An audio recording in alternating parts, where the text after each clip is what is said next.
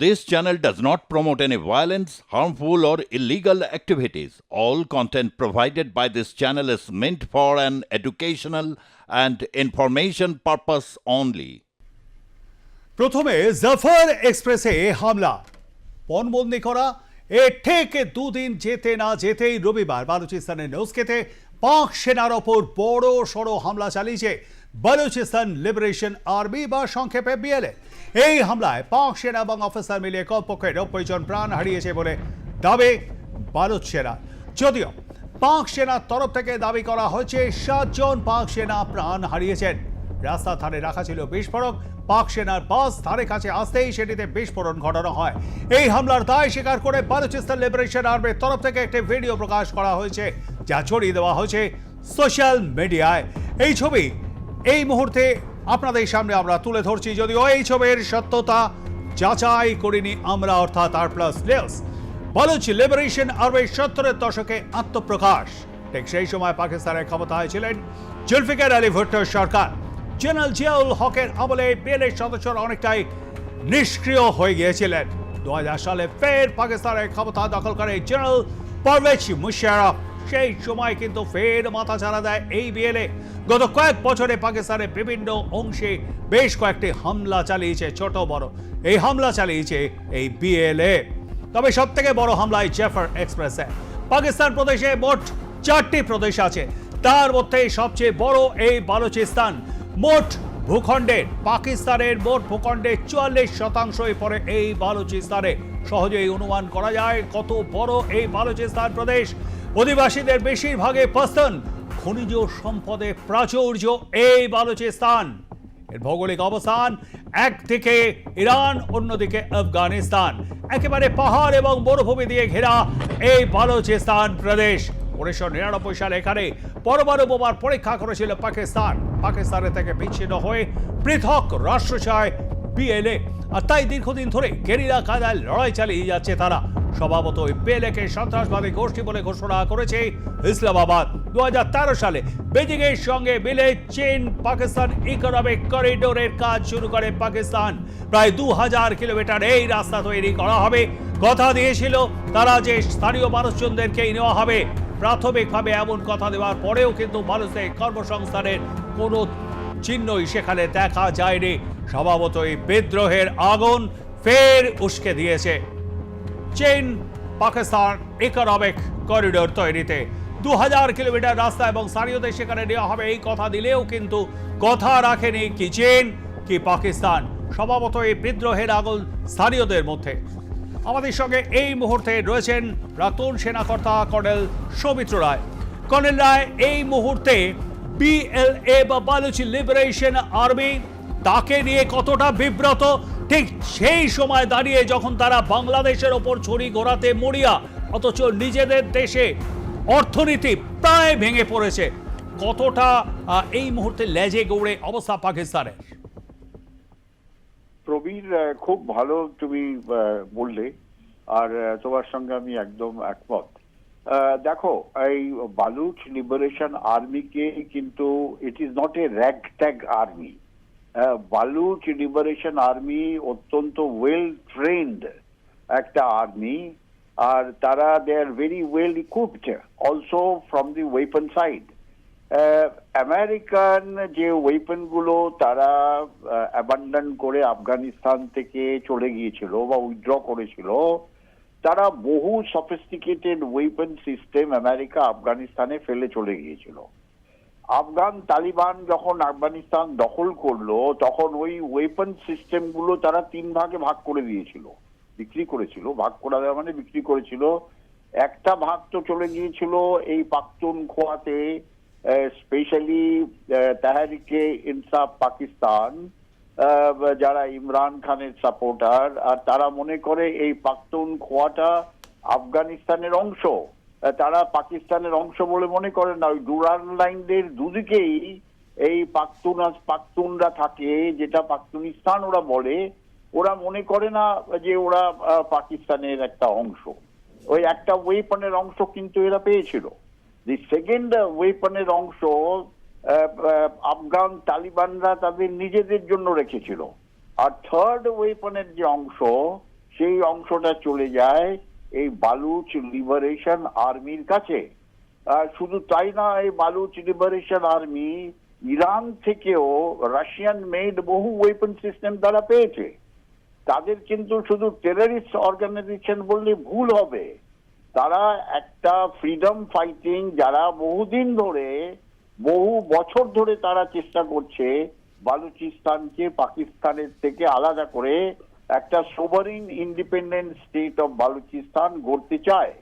তার কারণগুলো তুমি অত্যন্ত ভালোভাবে এক্সপ্লেন করলে, যে বালুচিস্তানের মতো এই বিশাল একটা প্রভিন্স, যেটার মধ্যে প্রাকৃতিক সম্পদ, গ্যাস, খনিজ পদার্থতে ভরা, আর ওই সমস্ত জায়গা পাকিস্তানের স্পেশালি পাঞ্জাবি ডমিনেটেড যে সেনাবাহিনী আর পাকিস্তানের পাঞ্জাবি ডমিনেটেড যে সরকার, তারা এক্সপ্লয়েট করছে। বালুচিসদের যে লিডার, তাদের বলা হয়েছিল যে এই চাইনিজ সিপ্যাক যে তোমাদের রাস্তা, তোমাদের প্রভিন্স দিয়ে যাবে, সেখানে বালুচিস্তানের ইয়াং ছেলেরা চাকরি বাকরি পাবে, কিন্তু অন গ্রাউন্ড সেগুলো কিছুই হয়নি। সেখানে একজন বালুচিরি ইয়াং ফেলেও কোনো রকম সেখানে তাদের এমপ্লয়মেন্ট বা ক্যারিয়ার তৈরি করতে পারেনি, যার ফলে বালুচিস্তানের ওভারঅল পপুলেশন খুব কম, কিন্তু তারা পাকিস্তান সরকারের থেকে সেপারেট হয়ে একটা ইন্ডিপেন্ডেন্ট কান্ট্রি করতে চায়। এবারে আসি তোমার এই ট্রেন হাইজ্যাকটা একটা ঐতিহাসিক ব্যাপার হলো। এই ধরনের হাইজ্যাকিং পৃথিবীতেই প্রথম হলো, যেখানে একটা সম্পূর্ণ ট্রেনকে হাইজ্যাক করা হয়েছিল। আর সেখানে পাকিস্তান পাবলিসিটি বা যেটা তাদের পিআর অর্গানাইজেশন, তারা এটাকে ডাউন প্লে করছে যে মাত্র 7-8 মারা গেছে, বাকি 33 জন বালুচ রেবেলকে আমরা মেরে দিয়েছি, সবাইকে আমরা বাঁচিয়ে দিয়েছি, which is I suppose they are down playing. কিন্তু at the same time Baloch liberation army তো ওভার প্লেও করছে, একদম ডাউন প্লে, একজন ওভার প্লে করবেই। তারা বলছে আমরা 90 জনকে মেরে দিয়েছি, আমরা 100 কতকে হোস্টেড করেছি, অমুক তমুক আছে। আমরা অ্যাজ এ অ্যানালিস্ট আমরা মিডল পাথ নিই।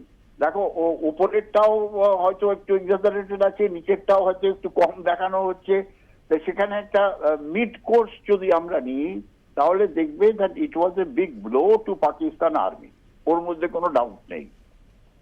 এবারে আসি যে কনভয়ের ওপরে যে আক্রমণটা হলো সঙ্গে সঙ্গে, সেই আক্রমণটায় something like what exactly had happened to Pulwama 2019 সালে।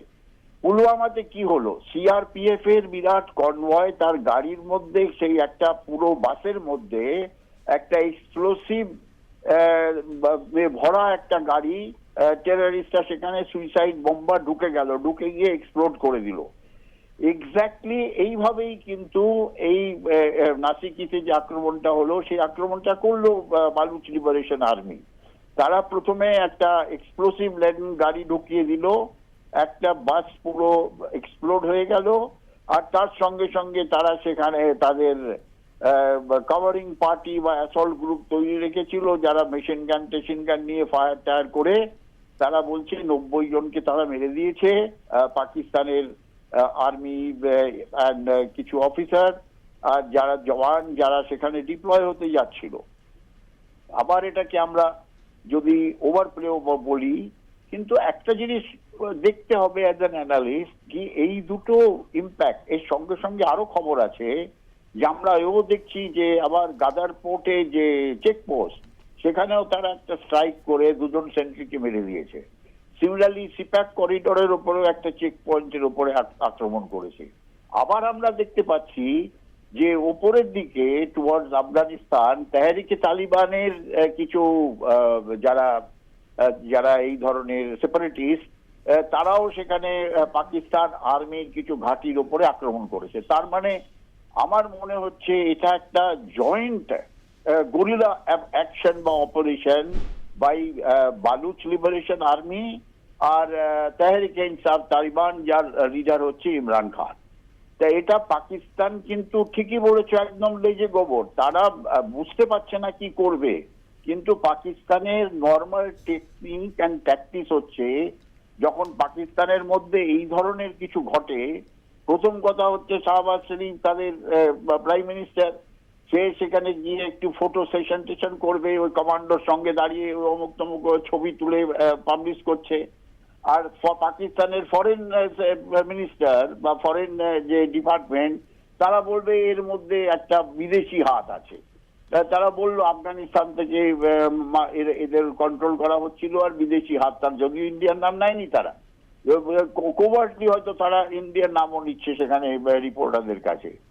তাই এটা পাকিস্তানের একটা টেকনিক। যদিও আমি পাক ব্যাশিং করতে চাই না, আই ডোন্ট ওয়ান্ট টু ব্যাশ পাকিস্তান, কিন্তু পাকিস্তান যে তুমি রাইটলি বললে বাংলাদেশেও চেষ্টা করছে এই ধরনের একটা বেস তৈরি করার জন্যে, তারা তাদের নিজেদের সেখানে সুইসাইডাল করছে। পুরো ব্যাপারটা তাদের দেশের এগেনস্টেই যাবে। আমাদের প্রধানমন্ত্রী তো ওপেন অফার দিয়ে রেখেছে, টেররিজম বন্ধ করো, ডিসকাশনে বসো, সমস্ত রকম প্রবলেম আমরা রিজলভ করব। কিন্তু পাকিস্তান সেখানে কোনো হিটই দিচ্ছে না। সিমিলারলি বালুচিস্তানের যে বালুচদের যে ডিমান্ড, সেই ডিমান্ডগুলোর কথা কিন্তু কেউ বলছে না পাকিস্তান সরকার। তারা শুধু বলছে এরা টেররিস্ট, এদের মারবো, এদের ধ্বংস করবো, হেলিকপ্টার গানশিপ লাগাও, আর্টিলারি লাগাও, এয়ারফোর্স লাগাও। That is not the way to solve this problem by Pakistan. পাকিস্তানের চিন্তাধারাই একটু ডিফারেন্ট। তারা চিরকালই এই ধরনের একটা অ্যাটিটিউড নিয়ে বাস করছে, যার ফলে তাদের আজকে এই অবস্থা। আমার মনে হয় পাকিস্তান লেজে গোবর, তারা এই ধরনের অ্যাক্টিভিটিস টেররিজম থেকে তারা যেন মুক্ত হয়ে terrorism as a state policy সেটাকে তারা একবারে ডিসকার্ড করে দিয়ে let them sit on the table, discuss and sort out problem with their neighbours. কিন্তু তার আগে তাদের নিজেদের ঘরকে আগে সামলাক, তারপর আমাদের এখানে আমাদের সঙ্গে যেন ইন্টারফেয়ার করে বা আমাদের সঙ্গে যা করার করে। একদমই তাই। অসংখ্য ধন্যবাদ আমাদের সঙ্গে থাকবার জন্য। কথা বলছিলাম প্রাক্তন সেনাকর্তা কর্নেল সৌমিত্র রায়ের সঙ্গে।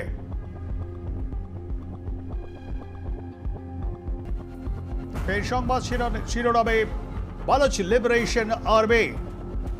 পাকিস্তানের মোট ভূখণ্ডে 44% বালুচিস্তানে। পাকিস্তানের মোট 4টি প্রদেশের মধ্যে সবচেয়ে বড় প্রদেশ এই বালুচিস্তান। অধিবাসীদের বেশিরভাগই পশতুন। খনিজ সম্পদের প্রাচুর্য এই এলাকায়। পাহাড় এবং মরুভূমি দিয়ে ঘেরা প্রদেশের একদিকে ইরান, অন্যদিকে আফগানিস্তান।